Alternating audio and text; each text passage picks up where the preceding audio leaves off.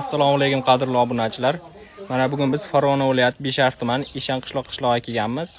Bu yerda Umidjon akamning mol fermalarida ena bola mollar sotilar ekan. Sizlar bilan ulashay dedim. Molimiz 3-siga, 4-siga bo'g'oz, 3-si yonida bolasi novoz ko'rishlaring mumkin. Hamma yo'qlari, suyaklari butun rossiyskiy novoschamiz. Enasini qornida 2 oylik bo'g'ozligi aniq.